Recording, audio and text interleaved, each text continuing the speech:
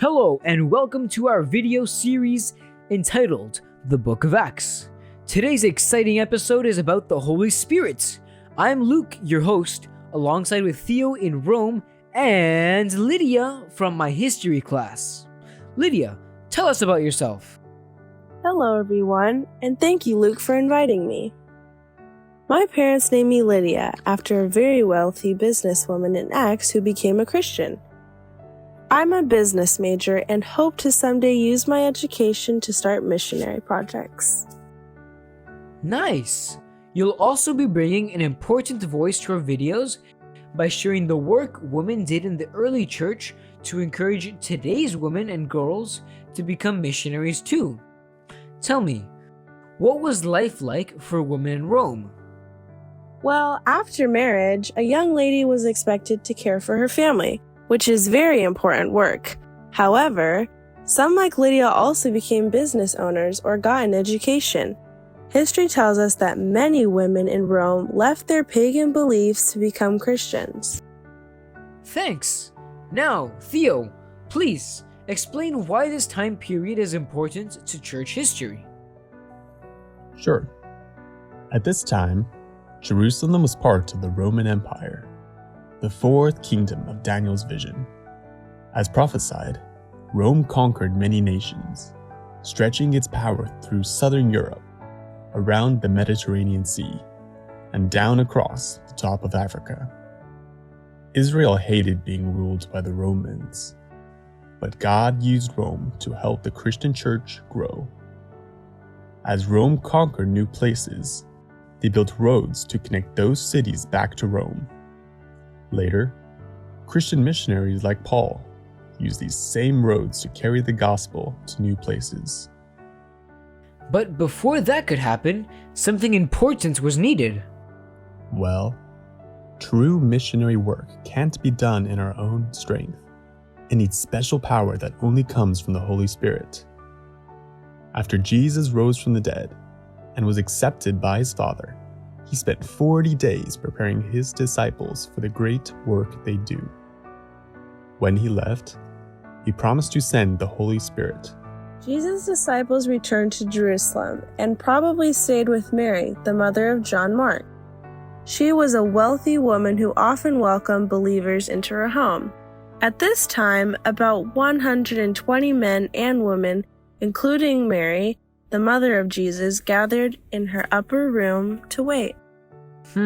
It's hard to wait, but did you know that kava, one of the Hebrew words for wait, means to twist or bind together? And that's really what the disciples did. Together they prayed and confessed their faults until they became perfectly united, like a bunch of single threads twisted together to form one rope. It was during this time that Peter stood up and said that because Judas was dead, a 12th apostle was needed. Yes, that's right! In the Bible, the number 12 shows God's power and authority.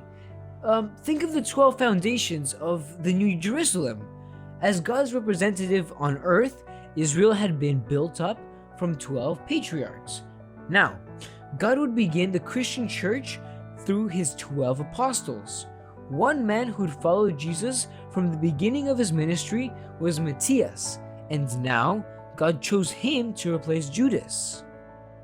And on the 10th day, after Jesus ascended, the Holy Spirit filled the room with the sound of rushing mighty wind. Tongues like fire hovered above the heads of every man and woman. They sang praises to God and spoke languages they'd never spoken before, like Egyptian and Arabic. At that time, Jews from all over Rome were visiting Jerusalem to celebrate Pentecost. When they heard the excitement, they hurried to find out what was happening, only to discover they understood what these Galileans were saying. But as these 120 men and women spoke with the crowd, some said they were drunk. Then Peter reminded them of Joel's prophecy for the last days, when God's Spirit would be poured out upon his servants and handmaidens. Israel truly was in their last days of mercy, because only 3.5 years remained before Daniel's 70-week prophecy had completed. Peter preached earnestly that the Jesus they'd crucified was not dead, but had resurrected and was in heaven. These powerful words pricked many hearts. You know, each year Israel had 3 planting seasons. The first season was a symbol of Christ's final work on earth. In the spring, the people harvested the first grains of the year. Just as the grain was beginning to ripen, 3 special days were celebrated. On the first day, the Passover lamb, which represented Jesus, was killed. The next day was a ceremonial rest day, like the Sabbath when Jesus rested in the tomb. Next, on the third day, a bundle of grain, the first to ripen in the field, was waved before the Lord. This was a symbol of Jesus' resurrection as the first fruits of the righteous dead. And then, 50 days later, came Pentecost, when a great harvest of grain was gathered.